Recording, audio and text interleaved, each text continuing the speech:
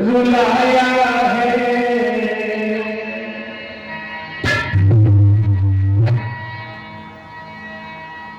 इन पावन हृदय वालों के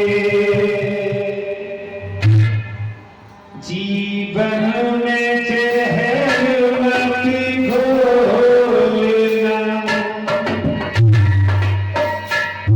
हर रात को भूले भले मन बाप को भूलना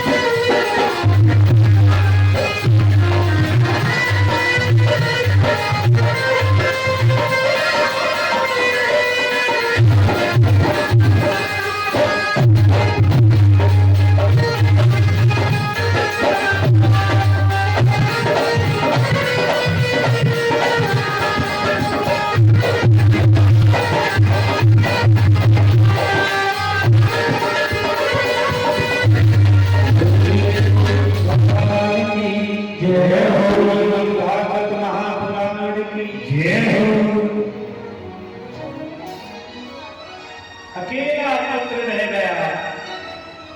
आत्मदेव ने भी घर छोड़ दिया मेरी माँ। धीरे धीरे करके कर्म में सारा धन खत्म हो गया। माँ के सामने खड़ा हो गया, वैसे अगर धन नहीं दिया तो मैं तुझे मार दूंगा। धुंधली ने विचार किया कि मैंने सही किया कि तुझको अपने घर से जन्म नहीं दिया, वरना ये माँ की ममता को भी दोष लगता था।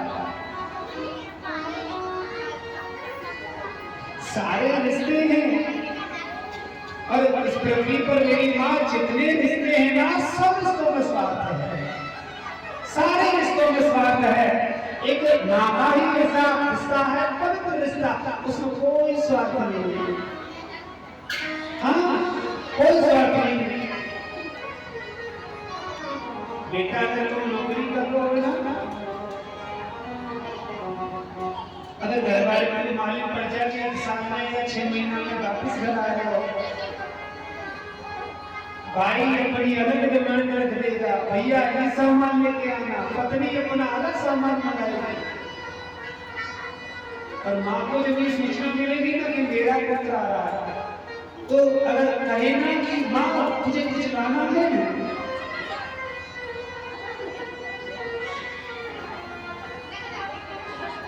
तो शायद उसके मुख से एक ही शब्द निकलेगा कि तुमको बराबर से देखो ना, तू आ रहा है।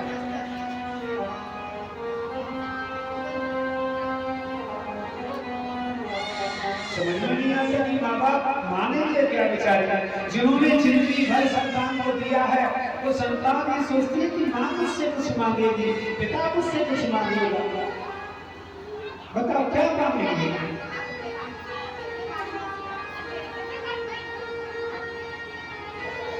धीरे धीरे सब कुछ खत्म हो गया। धुंधली ने एक युवा था, कूद करके प्राणों को त्याग दिया। अब व्यक्ति का कर्म सही होगा तभी तो प्रेम करेगा संसार में। कर्म गलत होगा तो कौन प्रेम करेगा? अब लोगों ने देखा कि धुंधकारी का प्रकोप थोड़ा ज्यादा बढ़ता जा रहा है, उसके घर में ही मार के उसको गाड़ दिया। प्रेत बना मार व्यक्ति मरा और प्रेत बन के सबको परेशान कर रहा है। गोकर जी महाराज का आगमन हुआ मेरी माँ, और आगमन होकर के क्या देख रहे हैं गोकर जी महाराज? अपने ही घर में प्रस्थान किया, कोई नहीं है घर में।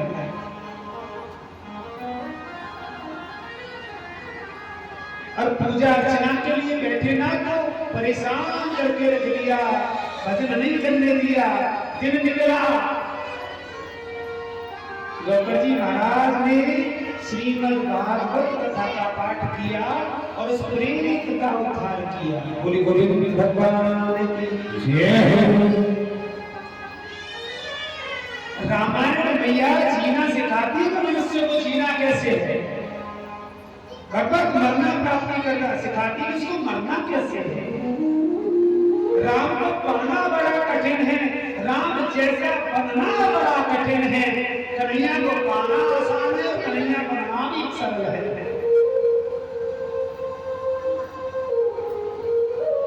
ये लोग राम के पीछे की लड़ाई करते तो फिर रहे ना, राम के बारे में समझ जाएंगे तो लड़ाई बंद हो जाएगी। राम को पाना आज के युग में बड़ा कठिन है, नहीं दे सकता। क्यों? कि राम ने जो किया वो मनुष्य नहीं कर सकता, राम ने जो कष्ट झेला वो मनुष्य सहन नहीं कर पाएगा। बड़ा मुश्किल है। कन्हैया को पाना बड़ा आसान है। कन्हैया ने जो भी संसार में मेरी माँ लीला दिखाई ना, वो आज भी छोटे से बच्चे के अंदर धारण है। आज भी वो दृश्य आज भी प्रति कर सकता है मनुष्य, आज भी अपने को भाग सकता है उससे। बोली गोविंद भगवान की जय हो। लेकिन भैया कार्य तो करने से ही चलेगा, कार्य करने से ही चलेगा, वरना सबको मालूम है जीवन में दुख भी आएगा, सुख भी आएगा, जन्म भी आएगा, मरना भी पड़ेगा। ये सब व्यक्ति जानते हैं। लेकिन जहां तक हो सके ना, वहां तक मनुष्य मनुष्य की सहायता करे। बस ये सबसे बड़ा परम धर्म है। देखना, एक पक्षी का घोंसला था समुद्र के किनारे, और उस घोंसले में उसका एक बच्चा था। समुद्र की लहर इतना जोरी से आई मेरी माँ कि जो उस घोंसले में बच्चा था ना, वो गिर गया। पक्षी ने आगे देखा, घोंसले में तो कुछ नहीं मिला। बड़ा परेशान हुआ, मालूम था कि समुद्र ने मेरे बच्चे को मारा है, और इतना बड़ा प्रण लिया कि सुन, तूने मेरे बच्चे को मारा है ना, मैं ये कसम खाता हूं कि तुझको मैं सुखा दूंगा। बोली बोली बोली भगवान। ध्यान से सुनना जरा,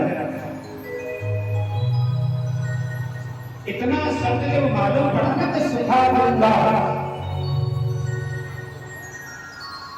अब चोंच में जल में भरे और दूसरी बात चला। अब जरा विचार कीजिए कि वो एक पक्षी छोटा सा क्या समुद्र को खिला देगा, सुखा देगा? लेकिन ऐसा नहीं हुआ। दूसरे पक्षी ने देखा, पास में आया, अरे तू कर क्या रहा है? बोले समुद्र ने मेरे बच्चे को मारा और मैं उसको सुखा दूंगा। पक्षी बोला, तू सुखा देगा इसको? जिसका बच्चा डूबा था उसने जवाब दिया, ये मैं जानता हूं कि ये मैं नहीं कर पाऊंगा, लेकिन भैया सलामती करनी है ना, तो मेरी सहायता कर। पक्षी ने विचार किया कि ये जानकर के लिए फिर भी कर रहा है, तो फिर तो इसकी सहायता ही करी जाए। दूसरा पक्षी भी लग गया। मेरी मां धीरे धीरे करके सारे पक्षी समुद्र पर एकत्रित हो गए और जल को भरे और दूसरी बार पे जाके खड़ा। पक्षियों के राजा हैं गरुड़ देव। अब गरुड़ देव को मालूम पड़ा कि एक पक्षी नजर नहीं आ रहा, कहां चले गए सब। अब गरुड़ देव ने जब समुद्र के किनारे आके देखा तो सारे पक्षी चल के बाहर निकालने में लगे हुए थे। गरुड़ देव ने कहा कि तुम कर क्या रहे हो? पक्षी बोले प्रभु इसके बच्चे को इसने मारा है समुद्र में, और हम सब पक्षियों ने मिलकर के ये प्रण लिया है कि समुद्र को सुखा देंगे। इतना समुद्र ने सुना तो गरुड़ देव हंस रहे हैं मेरी मां, और हंसते हंसते कह दिया कि तुम इसको सुखा दोगे? पक्षी बोले प्रभु ये हम जानते कि हमारा कार्य नहीं है, लेकिन सलाह मत दो, करनी है तो हमारी सहायता करो। अब गरुड़ देव ने जब इतना प्रेम देखा ना तो सहायता में लगे तेरी मां। अब नारायण को कहीं जाना होता है, अब नारायण गरुड़ देव को ढूंढ रहे हैं कि गरुड़ है कहां। नारायण पहुंच गए समुद्र के किनारे, सारे पक्षी लगे हुए हैं। नारायण ने गरुड़ से कहा गरुड़ तुम कर क्या रहे हो पक्षियों को लेकर के? गरुड़ बोले प्रभु इसके बच्चे को समुद्र में मारा है, और हमने ये सबने मिलकर के प्रण किया है कि समुद्र को सुखा देंगे। नारायण कहने लगे गरुड़ से गरुड़ ये तुम सब जानते थे ये कुछ नहीं होगा। गरुड़ बोले प्रभु ये बात हम सब पहले से जानते हैं कि समुद्र हम नहीं सुखा सकते, लेकिन सुनो प्रभु करनी है ना तो सहायता कीजिए, सलाह मत दीजिए। और जब भगवान ने इतना प्रेम देखा तो समुद्र को सुखा दिया और उसके बच्चे को पुनः वापस कराया। बोली गोविंद भगवान जय हो, जय जय श्री राधेश्याम।